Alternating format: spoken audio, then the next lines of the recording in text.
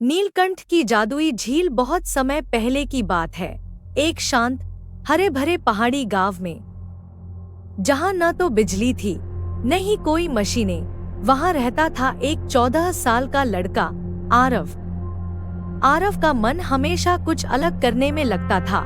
वो दूसरे बच्चों की तरह गायत्री नहीं चराता था, बल्कि अक्सर जंगल में अकेले चला जाता, कभी पेड़ों की बातें सुनता तो कभी झरनों की धुनें गुनगुनाता। एक दिन जब गांव में बादल घिरे हुए थे, चारों ओर धुंध और ठंडी हवा थी, आरव को पहाड़ की चोटी से एक नीली चमक दिखी। वो चमक किसी रत्न की तरह टिमटिमा रही थी, जैसे आसमान ने जमीन को चूम लिया हो। आरव ने सोचा, क्या हो अगर मैं उस चमक तक पहुंच जाऊं? उसका मन लालच से नहीं, जिज्ञासा से भरा था। वो जानना चाहता था कि वहाँ क्या है।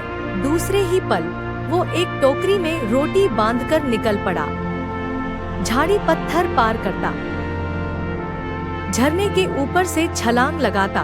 वो उस नीली चमक की ओर बढ़ता गया। चलते चलते सूरज ढलने लगा, पर चमक और तेज होती गई। अब वो उसके एकदम सामने थी। वहाँ एक झील थी, नीली, शांत और अद्भुत। इस झील का पानी पारदर्शी था,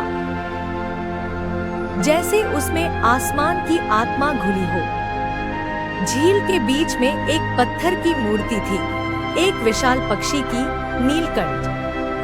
नीलकंठ की आंखें जैसे जीवित थी और उसके पंखों में जादू की चमक थी। आरव चौंका। वो मूर्ति अचानक बोल पड़ी, आरव, बहुत देर से तेरा इंतजार था। आरव पीछे हटा, पर आवाज में डर नहीं था, बल्कि एक अजीब सा अपनापन था। नीलकंठ बोला, तू सच्चा खोजी है, लालची नहीं। इसलिए आज से ये झील तेरे लिए खुल रही है। झील में अचानक लहरें उठीं और पानी की परतें अलग होकर एक रास्ता बन गया। आरव झील के अंदर चला गया। नीचे एक पूरा नया संसार था, जैसे पानी के नीचे एक और दुनिया बसी हो।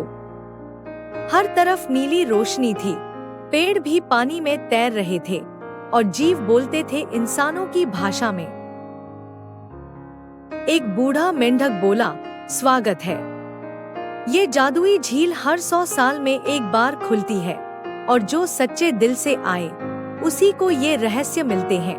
आरव ने पूछा, पर ये सब क्यों? मैं क्या कर सकता हूँ? मेंढक मुस्कुराया, तू हमारे भविष्य का रक्षक है, पर पहले तुझे 3 परीक्षाएं देनी होंगी। आरव ने सिर हिलाया, मैं तैयार हूँ। पहली परीक्षा, लालच से मुक्ति। आरव को एक कक्ष में ले जाया गया। वहाँ ढेर सारे रत्न, सोना, हीरे फैले थे और एक स्वर गूंजा, जितना चाहे ले जा। लेकिन एक बार हाथ लगाते ही बाहर नहीं निकल पाएगा। आरव कुछ देर तक देखता रहा, फिर उसने अपनी जेब से एक छोटा सा कांच का टुकड़ा निकाला, जो उसकी माँ ने कभी दिया था, और बोला, मेरे पास जो है वही काफी है। तुरंत ही सोना गायब हो गया और कक्ष में एक द्वार खुला। दूसरी परीक्षा, डर का सामना। अब वो एक अंधेरे जंगल में था। चारों तरफ डरावनी आवाजें थी, कभी भालू की, कभी शेर की। एक झाड़ी से एक छाया निकली, उसकी आंखें जल रही थी और वो आरव की ओर बढ़ी। पर आरव भागा नहीं। उसने आंखों में आंखें डालकर कहा, मैं जानता हूँ तू मेरा डर है, पर अब मैं तुझसे डरने वाला नहीं। छाया अचानक रोशनी में बदल गई और जंगल उजला हो गया। तीसरी परीक्षा, स्वार्थ बनाम सेवा। अंत में एक कक्ष में एक बच्ची बैठी थी। वो रो रही थी, मदद करो, मेरी माँ पानी में गिर गई है।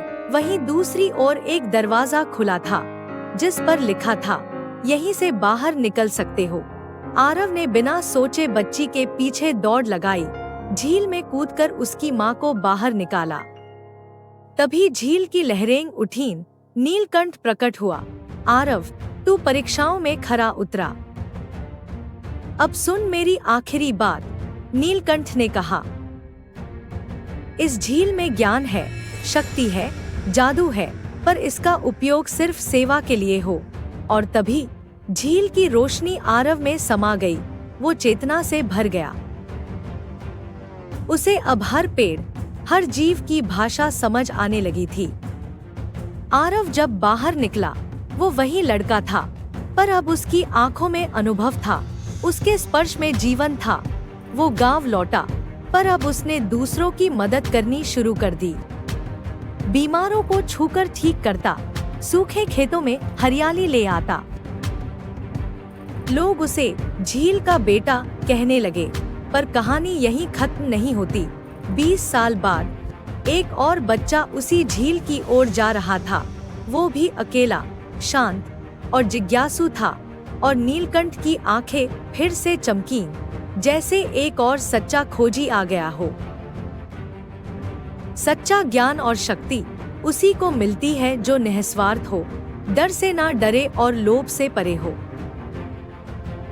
जादू बाहर नहीं, हमारे भीतर ही है, बस उसे पहचानने की देरी है।